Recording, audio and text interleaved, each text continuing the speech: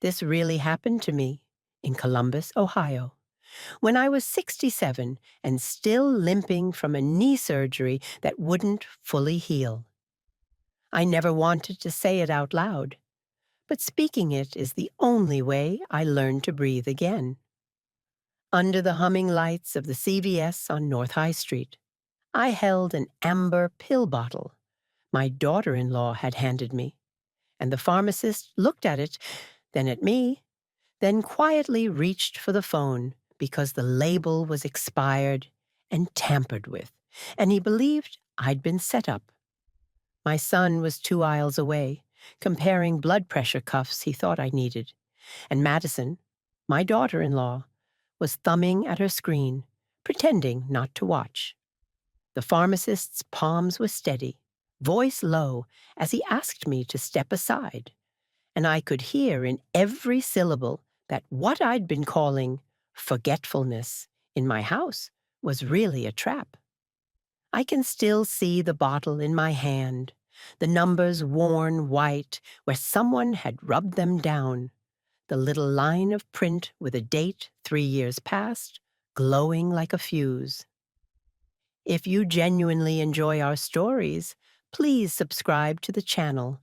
Tell us where you're from and what time it is right now. It's always fascinating to know how far our story flows. I'll back up, because the day at the CVS was the flashpoint, not the beginning. The beginning was smaller and easier to explain away. After my surgery at the Ohio State Wexner Medical Center, a total knee replacement my doctor insisted would give me my walking life back, I didn't bounce like the pamphlet promised. I moved slowly. The pain flared at odd hours. I lived alone in a condo near Clintonville, and stairs became a negotiation I often lost. That's how Daniel and Madison ended up inviting me to stay with them for a few months in their tidy house on a quiet street in Worthington. It was summer. The hydrangeas along their porch were exploding. Madison smiled as if I were doing her a favor. She was good at that, turning the air around a favor until it smelled like a debt. "You'll get stronger faster with us," she chirped, pinning a list to the fridge with a Navy magnet from Easton Town Center. "I'll handle your meds and meals so you don't have to think." It sounded loving. It sounded like family. So I said yes and brought a few boxes and my tiny dog, a cranky terrier named Buster, and tried not to watch Madison mentally redecorate around the clutter of my life. The first week, she portioned my pills into a plastic organizer with days of the week on the lids. She put my blood thinner at breakfast, my blood pressure pill at dinner. "This is what your doctor said," she told me, and I didn't question it because I didn't want to look ungrateful, and because my son was so relieved to see me sitting at a table, not set by me for once. But there were small things. The clatter of bottles being moved when I napped in the afternoon. A refill that didn't appear when it should have. The way Madison would tilt her head when I asked a question, as if I were a child learning to tie shoes, and answer slowly, "We talked about this yesterday, remember?" And I did remember. I remembered because I wrote everything down in a spiral notebook with magnolia flowers on the cover that I kept in my top drawer. "Pain level 6 at noon," one page says. "Took pill from Tuesday slot, even though it's Wednesday because the Tuesday one was full." There's a smear of blueberries across the margin. That day, Madison had made a smoothie. "Drink up," she said, breezy. "Everyone says antioxidants help swelling." She took over my appointment reminders, too. She'd call Wexner to move a follow-up, and then send me a quick text. "Moved to next Thursday, no biggie." And I would nod like it was a kindness I couldn't do without. At night, sitting on their sectional with Netflix, casting a cold light on all our faces. She'd say things like, "We're your team. Don't strain yourself with details. That's why you have us." I wanted that sentence to be true. I wanted team to feel like safety. But there was a Sunday morning in August when I woke up with my heart doing a rapid sprint and my mouth dry as lint, and I saw the pill organizer closed on the nightstand, the Thursday lid gaping slightly, as if it had been opened and shut in the dark. My first clear thought was ridiculous, that the plastic looked cheap, like something bought in haste. My second was worse, that I did not know absolutely what I had taken last night, because Madison had pressed a tablet into my palm while we watched a true crime show, and I swallowed it without checking the slot. I don't know if it was intuition or the lizard part of the brain that never lies, but I put my hand on the organizer and felt the faintest tremor in myself that I've only felt twice. Once when I saw my late husband's car crumpled on I-71, and once when the doctor told me the knee would never be the same. At breakfast, I asked for the bottle instead of the organizer. Madison smiled like she'd been expecting it. "Of course, Mom," she said, and when she went to the pantry and came back with an amber bottle that looked exactly right in her hand, I felt the tremor turn into a quiet verdict. She set it in front of me like a gift. There was a white scuff on the label where the refill date lived. If you weren't looking, if you didn't tilt it toward the light over the sink, you'd miss it. I didn't miss it. I tucked the bottle into my quilted handbag like an old thief and told Daniel I was out of dog treats and needed CVS anyway. That's how we ended up under the humming light, Daniel in the health aisle, and Madison browsing the greeting cards, standing close enough to see. "Ma'am," the pharmacist said, eyes lifted, kind and careful. "Who gave you this bottle?" "Family," I said, and the word tasted like metal. "My daughter-in-law." The pharmacist nodded once, then reached for the phone. And that is the moment Madison chose to walk toward me, heels tapping that breezy rhythm, mouth ready to shape my name into something small. I wanted to see, maybe for the first time, what she'd do when someone told her no. I didn't have to wait long. By the time the police arrived, I had been escorted into a small consultation room off to the side of the pharmacy, and the fluorescent hum of the store felt far away, like a bad dream happening to someone else. The pharmacist, his name tag said, "Run," sat with me and spoke softly, so my son wouldn't overhear in the next aisle. He pointed to the label, to the numbers that someone had tried to reduce to ghosts. "The date is 3 years old," he said.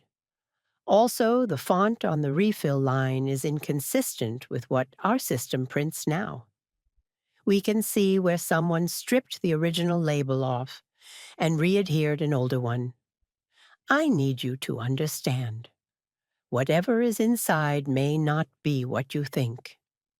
I felt my heart do that fast two-step again, not from the medicine this time, but from humiliation, because the first thought in my head was hateful, that I had let this happen in my daughter-in-law's house, while I slept in her guest room and told people I was grateful. Madison tried to come into the room, and Arun blocked the door with his body, smiling in that customer service way that says, "This is not happening." "We're verifying a prescription issue," he told her. "Give us a moment." "Mom," she said to me from the doorway as if he were invisible. "This is unnecessary. It's just bureaucracy.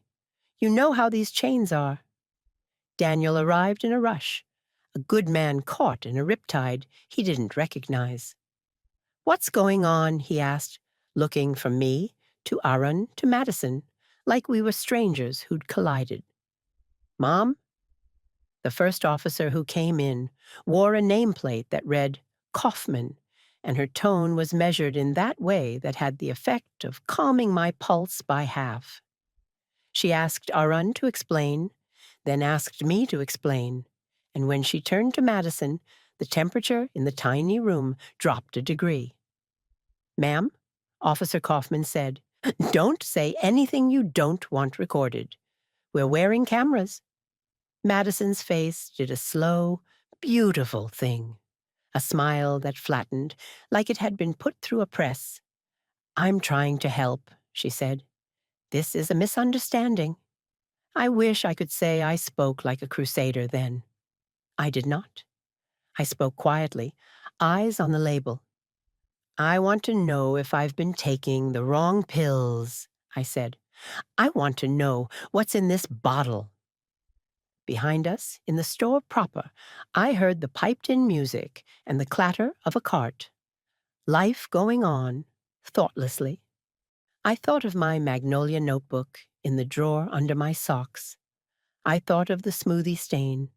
I thought of how many nights I'd swallowed in the blue glow of Netflix. I thought of the time, 2 weeks ago, when I'd fallen asleep before dinner and woken at midnight with a heat in my chest that didn't feel like me. "Did you ever feel dizzy or nauseous after taking your meds here?" Officer Kaufman asked. "Any episodes?" I nodded. "Yes." "Did you seek medical care?" Madison said it was normal, that recovery sometimes triggers flutters. Officer Kaufman's pen stopped moving. She looked at Madison again, then at Arun, then at me. "Okay," she said. "Here's what we're going to do." Her plan, evident and procedural, should have embarrassed me for how grateful it made me. She would take the bottle as evidence, photograph it, log chain of custody, and have it tested. She would also ask me very carefully about who had access to my medication and whether I had any texts, emails, or notes about changes. I told her about the notebook. Aaron offered to print a history of my actual refills from their system. "This bottle," he said, holding it in his gloved hand, "did not come from us 2 weeks ago." I watched Madison's shoulders roll back like a boxer setting a stance. "You're making a mistake," she said. "I am her caregiver. She forgets. She confuses dates. You are scaring her." Officer Kaufman leaned on the doorframe. "Then we should all agree that independent verification is the best thing for her," she said. "Let's give her the space to speak." Madison stepped back half an inch. Daniel put a hand on her arm. The movement was small, practiced. I had a flash of the two of them at their kitchen island, rehearsing how to shepherd me through a conversation so it ended where they wanted. I had the humiliating thought that maybe they'd been using that voice on me for months, and I had mistaken it for care. "I want to go home," I said. "To my home." "Of course," Daniel said, and then looked at Madison, who nodded so fast it almost looked like a flinch. "Let's get your things," she said, voice syrupy again. "I'll pack you a bag for tonight." I didn't know yet just how much of my life had been quietly rearranged. But I knew this. When Officer Kaufman asked if I would consent to a full interview at the precinct, I said yes. And when Madison asked if she should come with me, I said no. The look that crossed her face then, brief, like lightning behind a door, was the first honest thing I'd seen her show all day. That look told me I had finally done something she could not control. And then, as we left the pharmacy, my phone buzzed with a text from an unknown number that made my stomach fold in on itself. A photo of my signature on a sleek printed form I had never seen, durable power of attorney, dated last month. You want to know how a person gets to a day like that in a pharmacy. It's not a jump, it's a slope. In the weeks before CVS, I had begun writing more than pain levels in the Magnolia notebook. I wrote the little things that didn't line up, like the Huntington Bank teller in Grandview Heights who told me, gently, that I had set up a joint account with my daughter-in-law so she could help with bills. You came in with her, the teller said, brows knit. We checked your IDs and everything. I didn't remember that day. I remembered a morning she drove me to North Market for coffee and told me not to bring my purse because she had me, and how we laughed under the steel beams and took a selfie by the flower stalls. If we had gone to the bank after, there is no record of it in my head. There is, however, my signature on a form and a new account with a balance I thought was tucked away in a CD. The first time I tried to confront Madison, she turned my worry into an apology. "You're making me feel like a thief," she said, tears standing up in her eyes with such obedient speed. I almost clapped. "I offered to help, and now you're accusing me?" Daniel rubbed my shoulder. "Mom," he said, "I've seen you sign things and forget, especially when you're tired. Let's not turn this into a fight that doesn't exist." I went to my room and cried into a towel so they wouldn't hear. The notebook kept me from losing the thread completely. I wrote times and names and places. Chase Branch on High and Fifth, Franklin County Recorder's Office.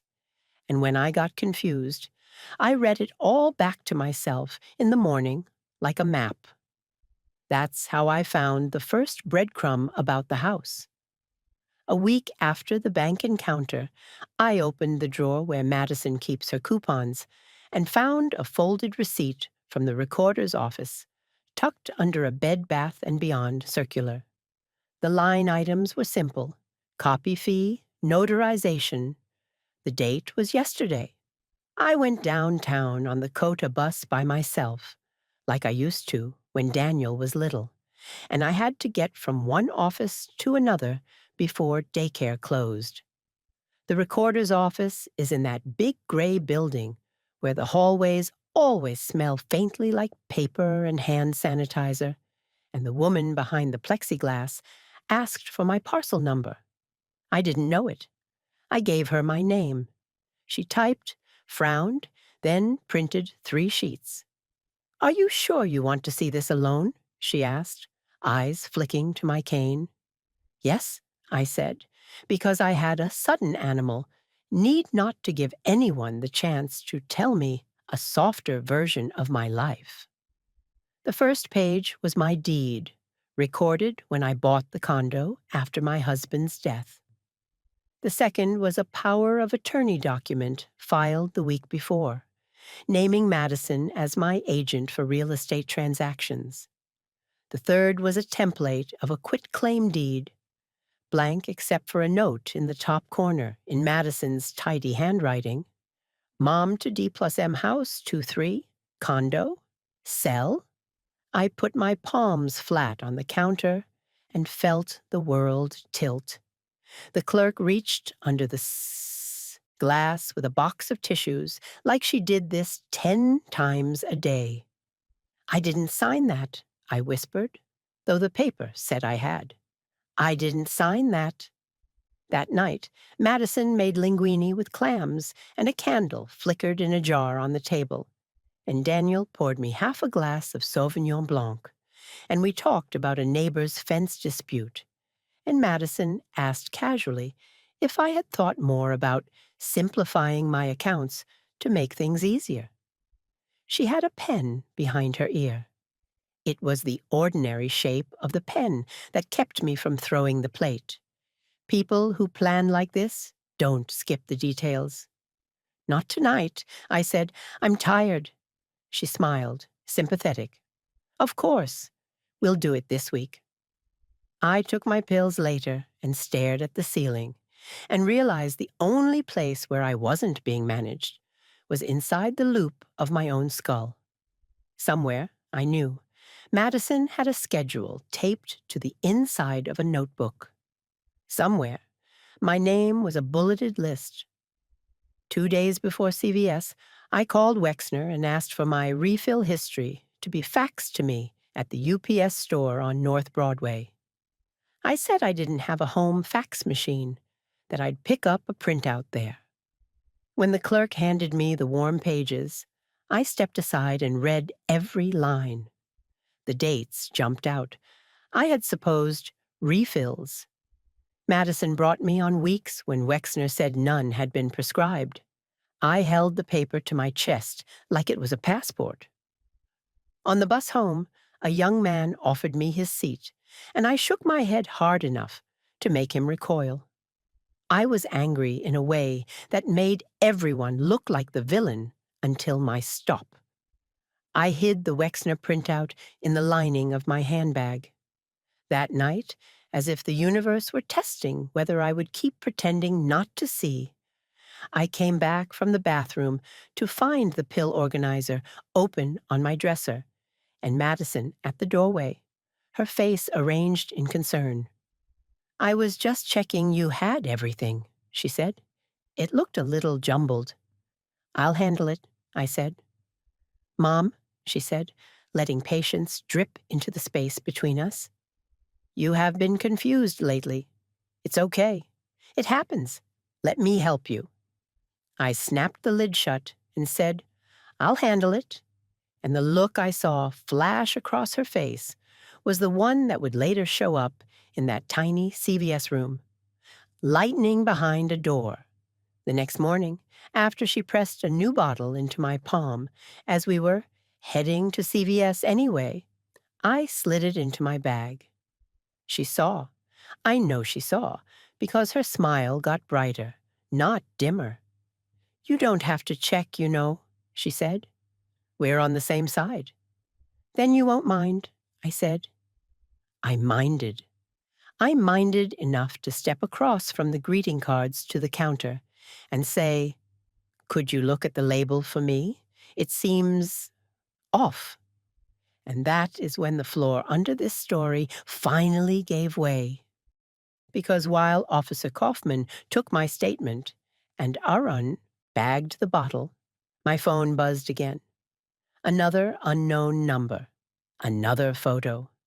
The second was of a form with my name typed and my signature on the line.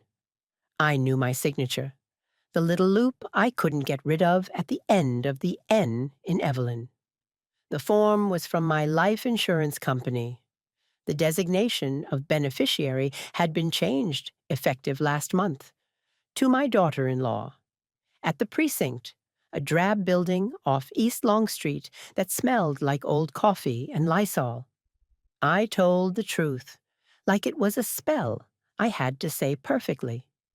I told them about the bank, the recorder's office, the Wexner printouts, the pill slots that looked rearranged, the cinnamon-colored smoothies I hadn't asked for, the tears that showed up on Madison's face, like she'd trained them to be on call. I handed them my notebook, and Officer Kaufman read my handwriting as if it were a living thing that had to be handled gently. "Did you ever consent to anyone being a power of attorney for you?" she asked. "I talked about it," I said. "After the surgery, Daniel raised it. We said we could talk to a lawyer when I was feeling better. I never went to one. Did you sign these?" She had printed the photos from my phone and slid them in plastic sleeves, like we were building a terrible family scrapbook. "I don't remember," I said. And then I felt the old shame rise and had to push it down with both hands. "I would remember if I'd decided that," I said more firmly. "Even tired." She nodded. "Ohio is a one-party consent state for recording," she said, voice light.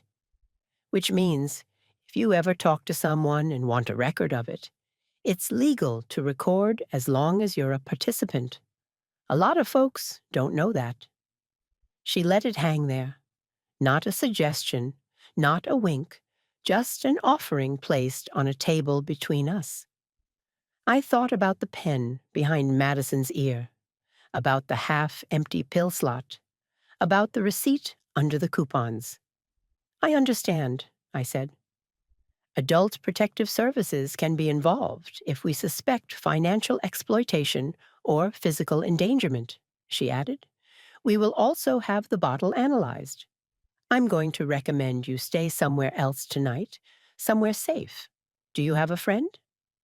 Gloria, I said, a neighbor from my old condo building, who ran a quilting circle and had a laugh like honking geese. She lives off Indianola. Call her, Officer Kaufman said. We'll have a patrol car accompany you to collect your things. When we pulled up to Daniel's house, Madison was on the front steps, smoking a cigarette she'd hidden from him for years. She flicked it into the yard as if the grass were a wastebasket. The patrol car's presence didn't make her shrink.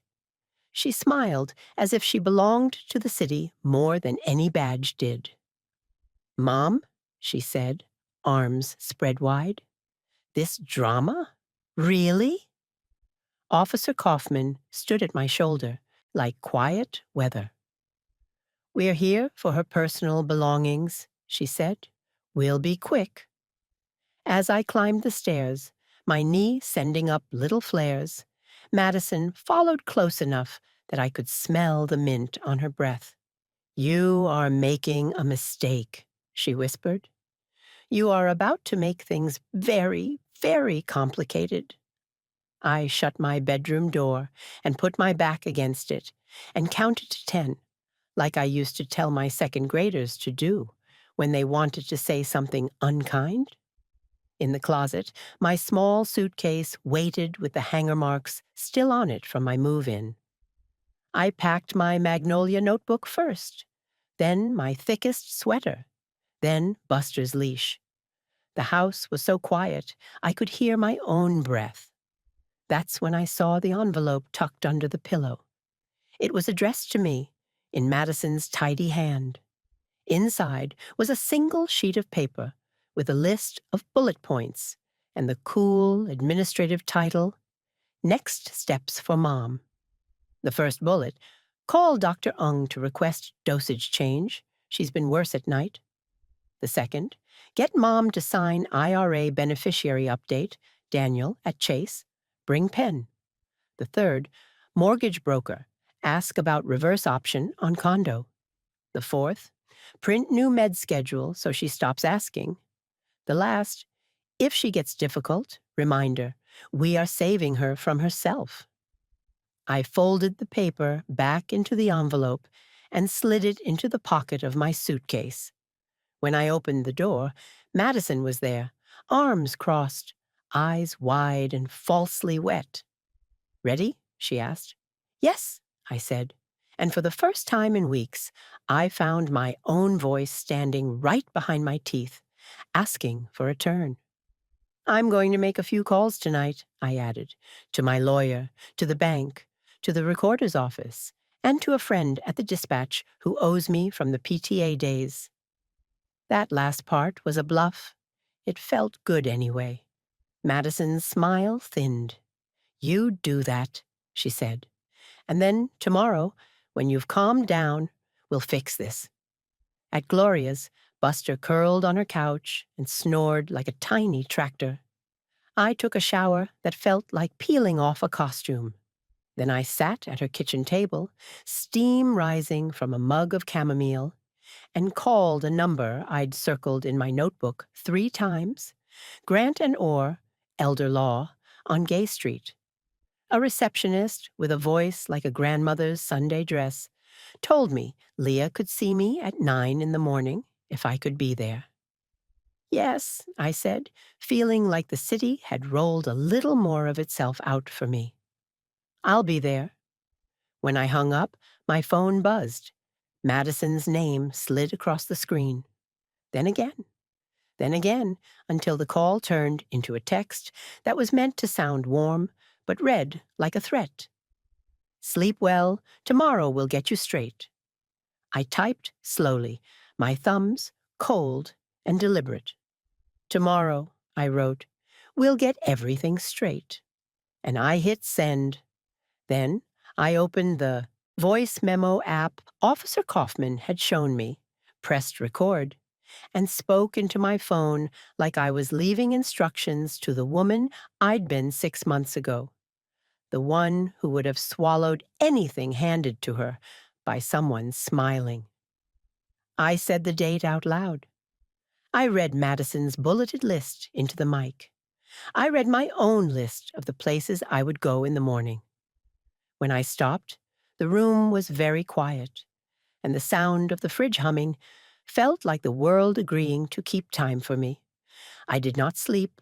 I listened, and around 3 a.m., in the seam of night where your brain tells only the truth, I realized 2 things in quick succession: that my son loved me deeply and was also trapped in a story someone else had written for him, and that the person who had written it had underestimated how much steel a grandmother can carry when her name starts disappearing from her own life.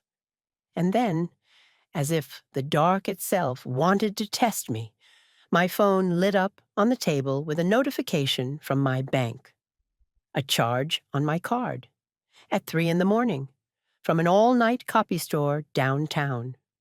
Leah Grant was younger than I expected, and sharper than any person had a right to be before coffee. Her office had potted plants that were too alive to be pretend, and a wall of framed thank you notes written in loopy hand by people with names like Betty and Sal. She didn't blink when I told her about the bottle, the recorder's office, the bank, the bulleted list. She just kept asking questions, narrow and precise. "When was your last independent consult with your primary?" she asked. "April," I said, "before the surgery." "We'll get that note," she said. "Any changes to your meds since then should be clearly documented. If they aren't, that helps us. If they are, we'll confirm who made them and when."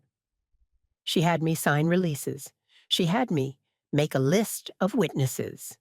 She had me slide the envelope with "Next Steps for Mom" across the desk, as if we were wheeling it to the center of a chessboard. "This is not a smoking gun," she said, "but it is a pattern. The law loves patterns. Do you have access to your email?" "Yes." "Get me every message with her name in it, and every text, and we're going to call Adult Protective Services today, together." I nodded until my neck hurt. I had thought that telling the story would make it smaller. It didn't. It made it real, which was a different kind of relief. "And," Leah added, "we're putting a freeze on any non-essential financial activity. I'll send something to Huntington and Chase this morning. If anyone tries to move money in your name, they'll trip over me first." The word freeze was so satisfying, I wanted to say it over and over. Freeze, freeze, freeze. "Also," she said, "we're filing a petition at Franklin County Probate Court to void any powers of attorney executed under duress or incapacity. We'll need your primary's letter to bolster that. But the CVS bottle? That's a separate track. That's criminal. The police will take that ball down the field. Do you think—" I started, then stopped, because I didn't want to set my hope on a hook where it would dangle. "I think you are not crazy," Leah said, not smiling. "And I think someone has been busy with your life." On the way out, I passed a bulletin board with a flyer about a support group that met on Thursdays in a church basement near Goodale Park. "Financial exploitation of elders," it said in bold. "Free, confidential." I pulled a tab with the number and put it in my pocket. It felt like pulling a thread on a sweater and deciding to keep pulling, no matter how much of the old shape unraveled. At the Adult Protective Services office, a woman named Daphne took my report like she was storing it in a safe. "We can coordinate with CPD," she said, meaning the police. "We can do wellness checks. We can also connect you to services if you decide not to return to that home." "I'm not going back," I said, surprising myself with how solid that sounded. "Okay," she said. "Then we're going to make sure you don't have to." I had just stepped into the bright of the street when my phone pinged again. Another unknown number. Another photo. This one was of an envelope addressed to me, C.O. Madison, with a return label from my life insurance company. It had been slit open. The corner was stamped with the date the post office processed it. Last Tuesday. The person sending me these had access to my mail. I stared at the photo until the date blurred. Behind me, a delivery truck hissed. A bus whooshed. The city went about its relentless business. I lifted my eyes to the courthouse towers and thought, they will hear me. The CPD called an hour later. "We have preliminary results on the pills," Officer Kaufman said. "I need you to come in." Gloria drove me, one hand on the wheel, one hand squeezing mine at stoplights. At the precinct, Officer Kaufman was waiting with a man in a white shirt with a badge clipped to his belt. He introduced himself as Detective McClellan. They put a folder on the table and slid a page toward me like a dealer slides a card. "The pills inside the bottle were not the medication the label said they were," he said. "We're not going to name specifics yet, because we may need to test the contents of your organizer too. But they were not just expired, they were a different compound. If I tell you my hands went cold, if I tell you the room rotated slightly, if I tell you that for a full 30 seconds I could only hear my own pulse, it will sound dramatic. It didn't feel dramatic. It felt like a clean, bright fact finally arriving to sit next to me. The detective kept talking, chain of custody, next steps, interviews, but the only words that mattered had already landed. Different compound. I thought of Madison's bulleted list. Dosage change. She's worse at night. "What happens now?" I asked. "We're going to ask your daughter-in-law to come in for an interview," he said. "We're going to ask your son, too. We'll also execute a search warrant on the home for any medication, labels, paperwork related to these accounts, and devices used to print labels. If she refuses, that's her right. But the lab results and the bottle speak loudly. And if she tries to change anything between now and then," he smiled without his eyes, "then we'll add obstruction to the list." He slid another page forward. It was a copy of the pharmacy's printout of my refill history. "Mr. Patel at CVS was very helpful," he said. "He's willing to testify." The word testify skittered across the table and took a seat next to different compound. I imagined Arun under oath, telling a room full of strangers how he had looked me in the eye and decided I deserved the truth. I imagined Madison in that room. I imagined the pretty tears that wouldn't be enough anymore. "Detective," I said, hearing my voice from somewhere a degree to the left of my body. "I have a list of places she might have gone to make copies. My bank showed a charge at 3 a.m. at an all-night print shop, and the recorder's office yesterday." He took the list and nodded as if I had given him a weapon. "We'll get their cameras," he said, "and the logs. Also," I added, "I want to record any conversation I have with her going forward. Can I bring those to you?" Yes, he said, no hesitation, and Ms. Grant can coordinate on the civil side. When I left the precinct, a rain had started that wasn't a storm so much as a long exhale. People ran under awnings, buses hissed. A cyclist in a poncho shot past like an arrow. I tilted my face up and let the rain do a small baptism. Nothing holy, just the simple business of becoming clean. I didn't know yet that in 12 hours a search warrant would turn up a drawer in the kitchen island, filled with old pill bottles, with labels stripped, and a cheap label printer tucked under dish towels.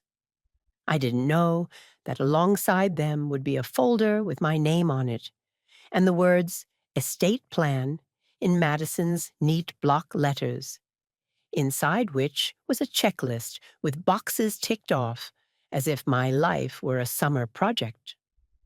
I didn't know that my son would sit across from me at the coffee shop on High and Third and say, through tears, that he hadn't known, not really, that he had thought I was slipping and had let himself be talked into something.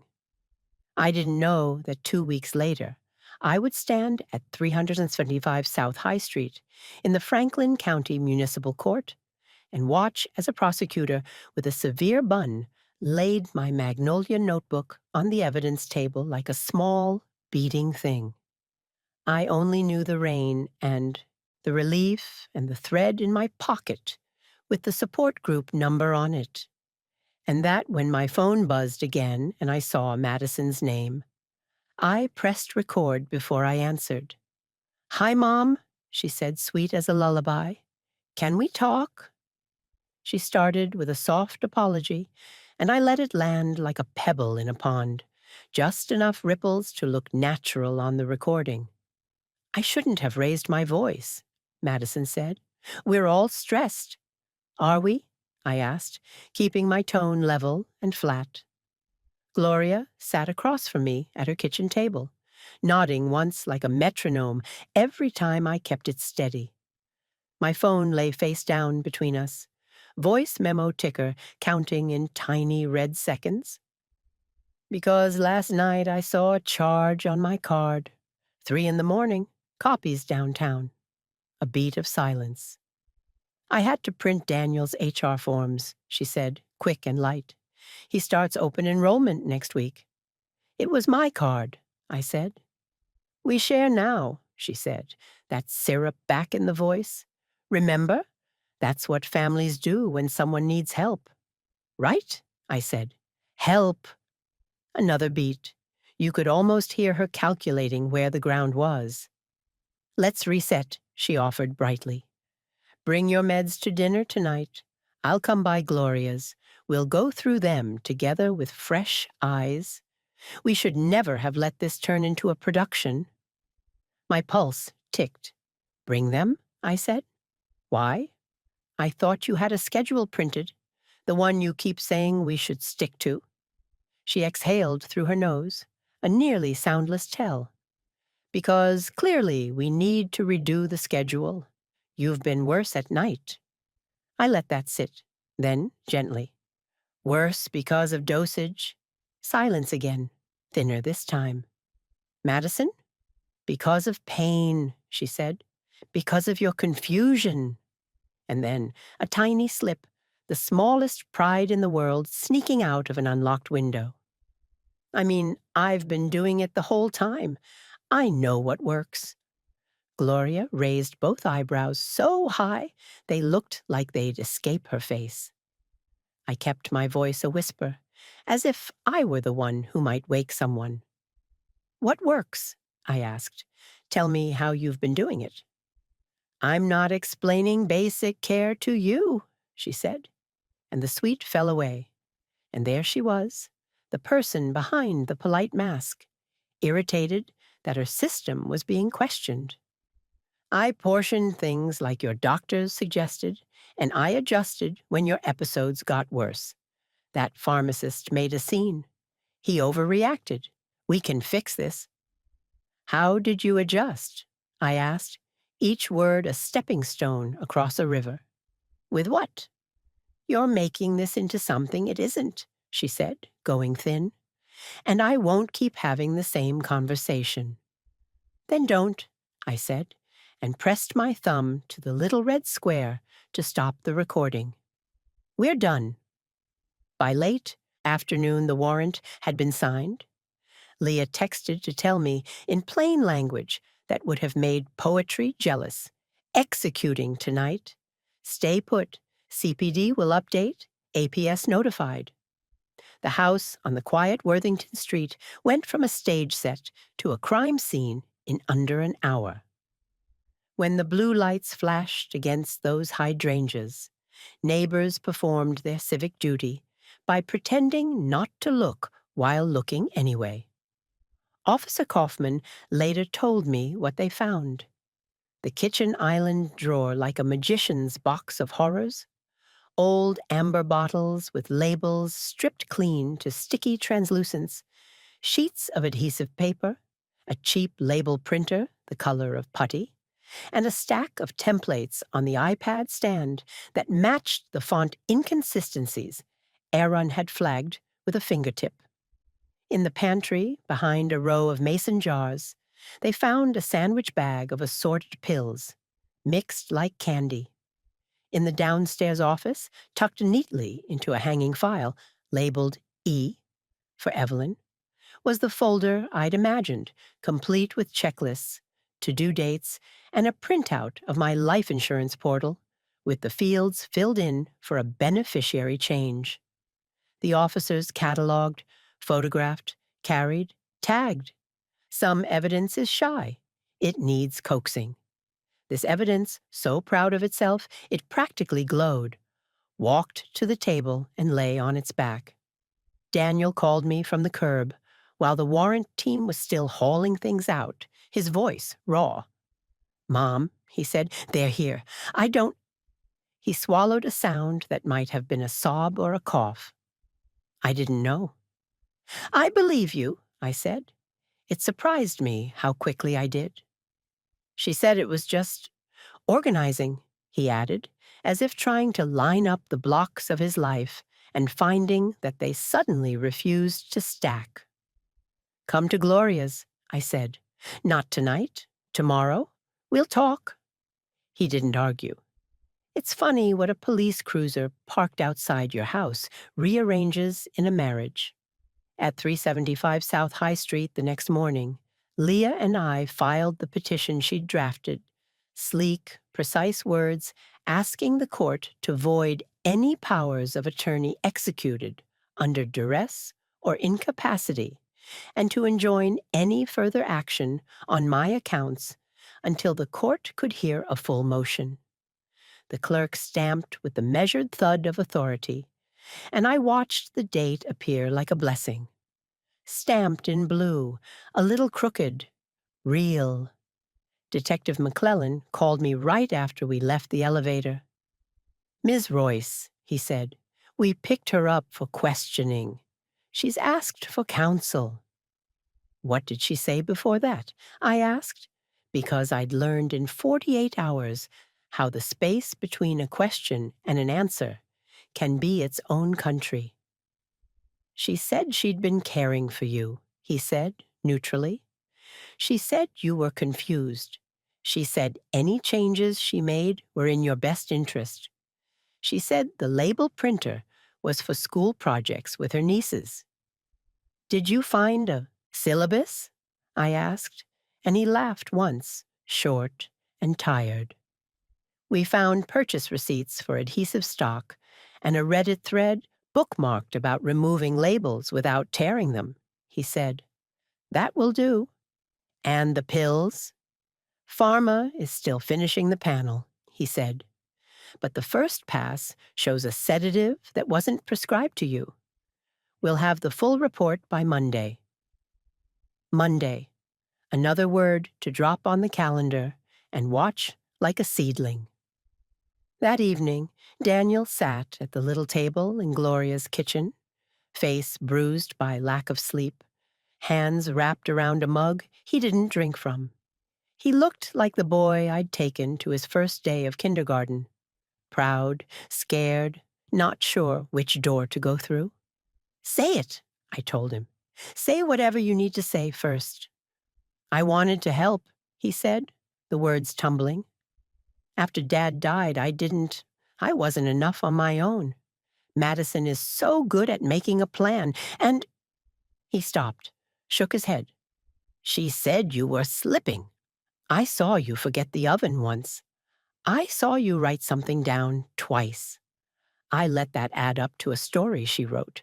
I am so sorry." I let him talk until the apology was emptied of its panic and sat there as a simple thing, honest and unadorned. Then I put my hand over his. "We are going to do this in the open," I said. "No more plans behind someone else's door. You're going to talk to a therapist who knows the word enmeshment. You're going to talk to Leah. You're going to tell the detective everything you saw and everything you let yourself not see. If you want to stand next to me in court, you can. If you need to sit behind me, you can. If you need to stand outside and breathe, you can. But we do it with the truth in the middle of the table." He nodded so hard his hair fell into his eyes. He didn't wipe it away. "Do you still love her?" I asked. "I loved a version of her," he said. "I don't know what this is." "Then don't decide that tonight," I said. "Decide to tell the truth. The rest will decide itself." He laughed at that, a short sound that startled us both. "You sound like Dad," he said. "I take that as a miracle," I said.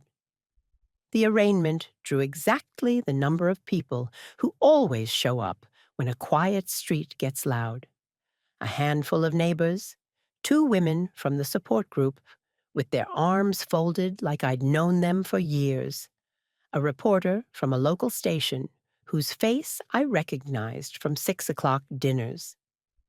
Madison stood at the defense table in a dove-gray blazer that made her look like an apology humanized, her hair pulled back so tight it seemed to tilt her eyebrows up.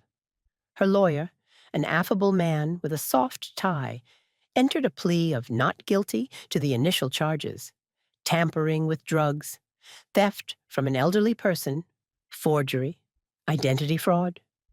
The prosecutor read from a sheet with such economy it dragged oxygen from the room. Defendant knowingly altered labels on prescriptions with the purpose to obfuscate contents. Defendant used power of attorney documents obtained under questionable circumstances to initiate transfers. Defendant opened mail not addressed to her.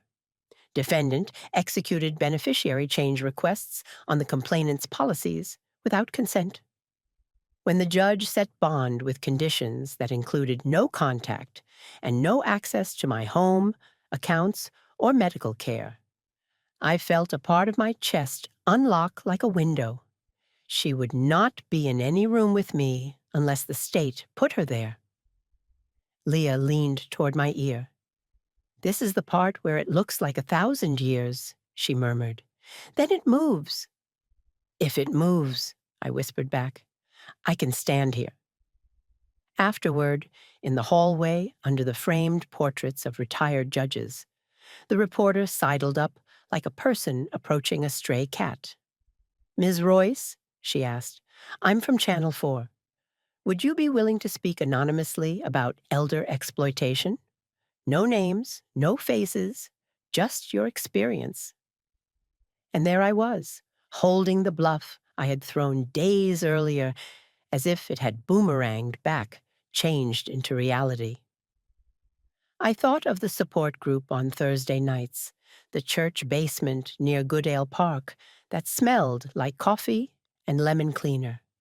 The women and men who said the word daughter like a shard of glass they'd carried in their mouths for months, the ones who said grandson like a prayer that never arrived. I thought of the way their stories braided with mine and made something strong enough to pull on. I'll speak, I said, but not with my name, not yet. She nodded, like she knew the choreography of shame and safety by heart. That evening, I moved back into my own condo.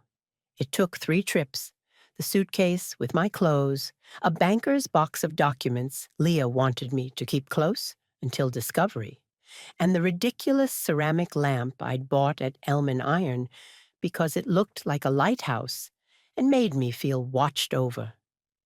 Gloria helped me screw in the bulb, while Buster ran loops around rugs he recognized.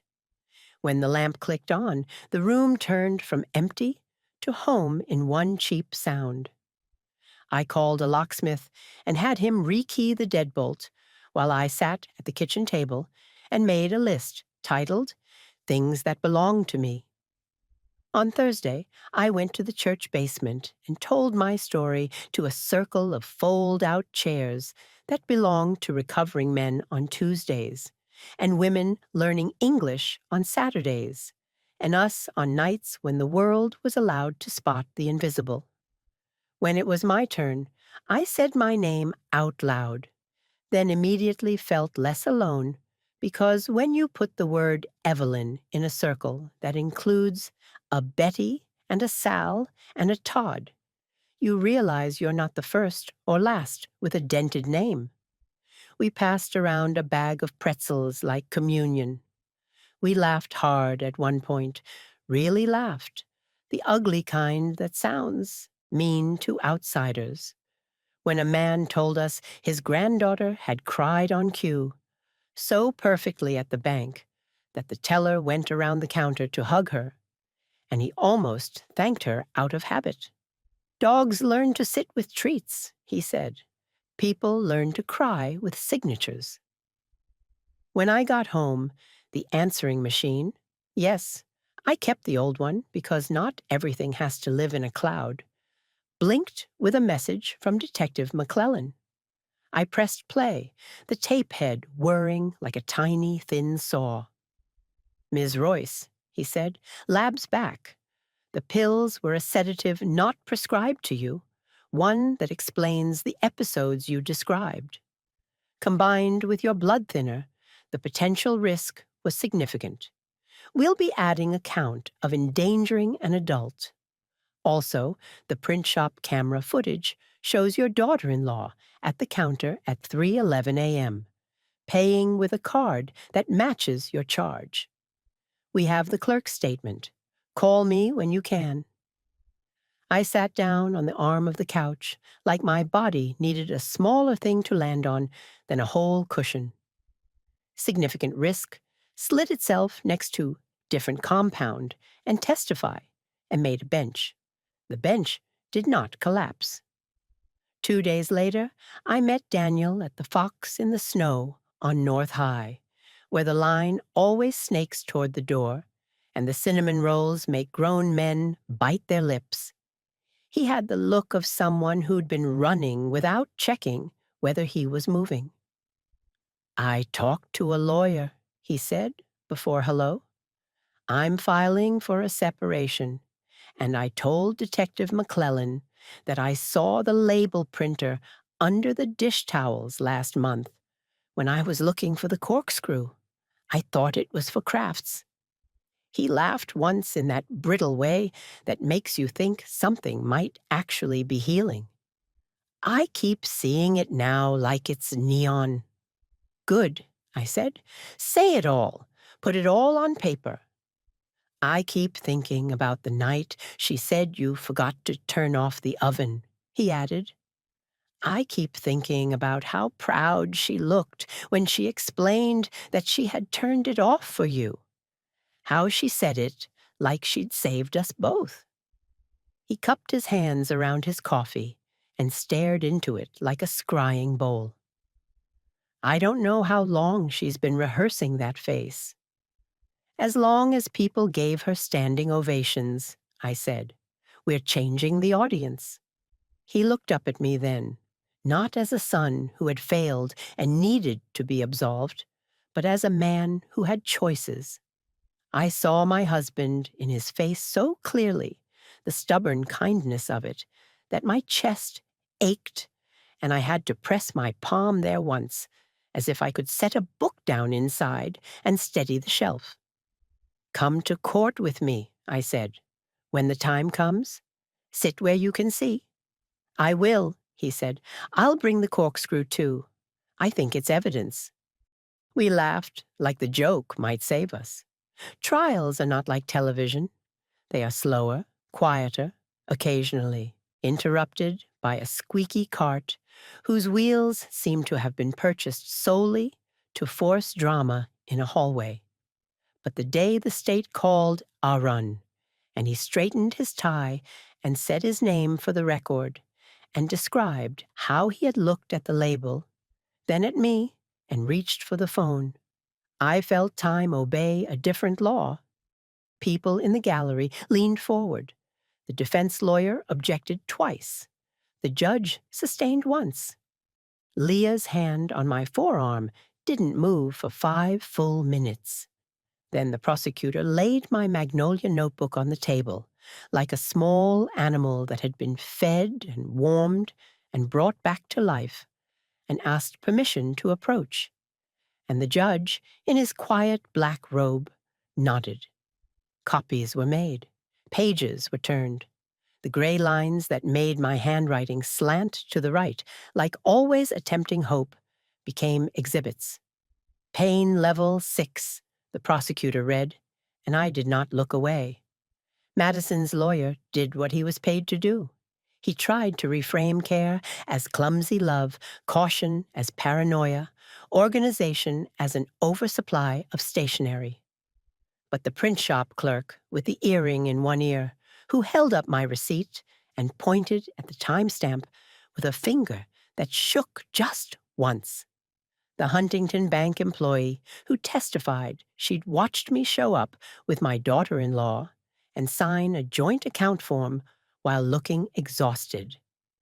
The neighbor who said she'd overheard a conversation on the porch about getting Mom to sign the IRA thing Friday, while the hydrangeas bloomed with obscene blue. Those pieces refused to be swapped out.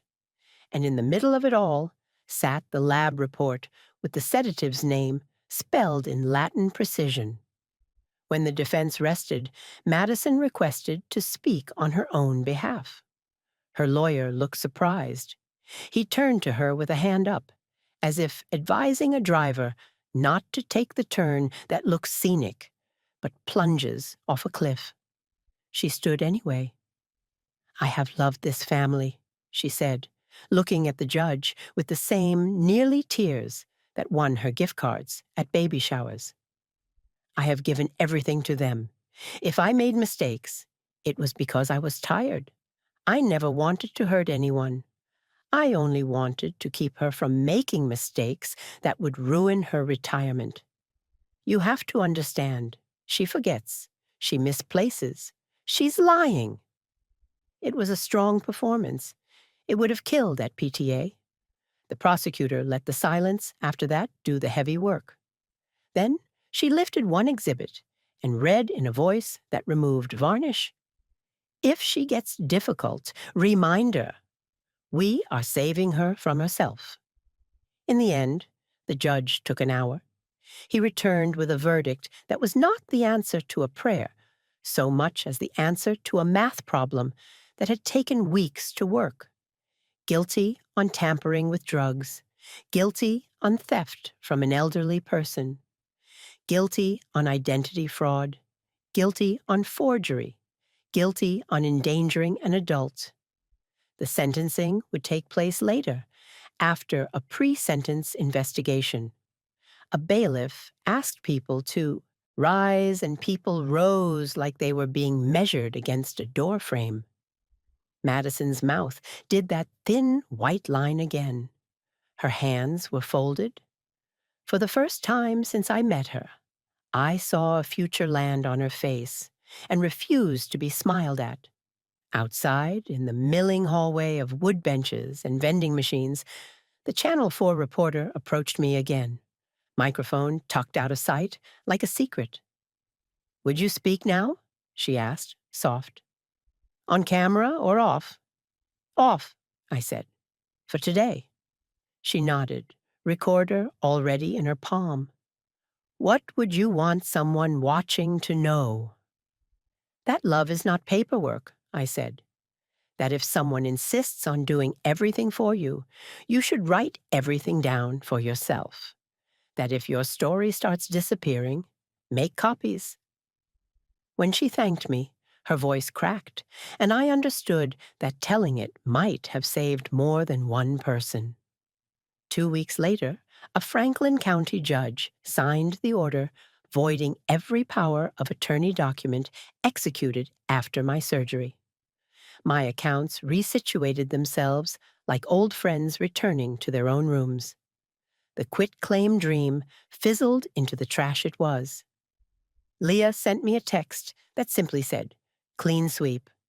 We celebrated by buying a ridiculous chocolate cake from Schmidt's and eating slices on my patio, while Buster barked at a squirrel with the zeal of a creature who will never learn that a squirrel is not a burglar. Daniel moved into a furnished month-to-month around the corner from Third Way Cafe. We went to the farmer's market at Worthington on Saturdays and pretended we hadn't walked these streets together 1,000 times with an invisible script handing us lines. He started therapy with a woman whose office smelled like eucalyptus and competence. I joined a Tai Chi class at the rec center and discovered that if you move your arms slowly enough, you can feel the air itself resist like water. I put a small camera over my door because being careful isn't being scared. It's being alive. Madison's sentencing came in early fall, the hydrangeas gone dull, the light near 5 o'clock turning the courthouse windows into brass. The PSI had not been kind. The judge cited aggravating circumstances of exploitation, sophisticated means, and violation of familial trust, and imposed a sentence that involved prison time on the tampering count and concurrent terms on the others, with restitution to be calculated and paid. He barred her from acting in any fiduciary capacity for anyone for 10 years after release. He told her the thing no one had told her in time to save us, that being good at lists is not the same as being good. On the steps outside, Daniel stood with me and watched people go down into the rest of their lives. He put his hand on the rail like he needed to feel metal, something that would not lie about how much weight it could bear. "Mom," he said, "what do we do now?" "We eat," I said. "We sit at my table and we make a calendar that includes things like laugh and buy apples and forget on purpose. We learn new habits. We leave some old ones on the courthouse steps for the pigeons." He smiled then, the real one, the boy from the first day of kindergarten, returning to the man who made good coffee. "Okay," he said, "apples first." That night, I placed one thing on the mantel, a reminder and a warning and a small victory sculpted in thrift. An empty amber bottle in a shadow box, label intact, date ringed in red ink. People who visited asked if it was morbid. I told them it was an anniversary photo of the day I remembered my own name. The Channel 4 story aired later with my voice pitched low enough to sound like a cousin. They paired it with a hotline number. The support group grew by 3 that week. A woman brought a tin of lemon bars and cried when she put it on the table, like she was donating an organ, and wanted to make sure it took. We held hands, we said names, we wrote down dates, we read them back to each other, like liturgy. I slept, I woke, I put my pills in the organizer myself, and snapped each lid shut with the particular satisfaction of a small click that no one else will ever hear from me again. Sometimes, walking down North High on a clear afternoon, I catch a reflection in a shop window, and it startles me. The set of my shoulders, the line of my mouth, the way I carry the weight of my bag against my hip. I look older. I look like someone whose life was moved when she wasn't looking, and who moved it back, inch by inch, with both hands and a notebook that still smells faintly of blueberries. I look like my mother. I look like my granddaughter will one day look. I look like the kind of woman a person stops at CVS and says, "Are you okay?" and means it. I am. And at night, when I turn out the lamp and listen to the clock in the kitchen stew over the seconds like an old gossip, I practice the sentence that saved me, the one that starts small and ends with the world opening its eyes. I think something is wrong. I say it out loud to no one. I say it like a spell. I say it until the dark recedes and the room remembers my shape. The day we boxed up the last of my things from Daniel's house. 2 blankets, a pot I'd bought at Target that never belonged on their stove, a photo from Hocking Hills with all our faces squinting into a sun that had no idea what was coming. He took the envelope labeled "Next Steps for Mom" and fed it through Gloria's shredder. The machine hummed steadily, then went quiet. He handed me the empty envelope. Just paper now, no script. "What do I call you in my phone?" he asked after a moment, thumbing at the screen like a teenager. "What did you call me before?" I asked. "Mom," he said, and we both laughed, and he put the word back where it belonged. Months later, when the first snow came and the corner of my living room turned into a pile of wet boots and city-bright scarves, I made chili and poured wine and told the story to friends who needed to hear it. And when they asked about revenge, I realized the truth of it had morphed on me when I wasn't looking. Revenge wasn't the gavel. It wasn't the sentence. It wasn't even the way Madison's face emptied for once when someone told her no. Revenge was smaller and truer and stitched into the muscle of ordinary days.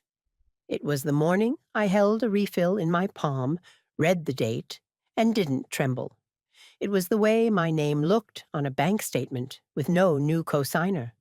It was my son calling on a Thursday saying, "Are you free to walk at Whetstone Park?" And me answering, "I am." On our walk, we passed a grandmother teaching a girl how to ride without training wheels. The girl's braids stuck out like exclamation points. The grandmother ran behind with her hand on the seat, then let go, trusting physics and love and the child's own legs to do what legs do. "You okay?" Daniel asked, because my face must have done something. "Perfect," I said. "Keep going." We watched the girl wobble once, twice, then steady into a clean line. The grandmother clapped. The sun came out. Somewhere downtown, behind glass and lock, evidence sat catalogued and cooled, already turning from hot shame into cold fact. In my house, the shadow box glowed a little in the late light. And every night, as I turned the dial on the deadbolt and set Buster's water bowl down and touched the rim of the organizer, I say the date out loud, slowly, like an oath, because I learned the hard way that in the dark, an amber bottle looks like honey until you read the date. The end?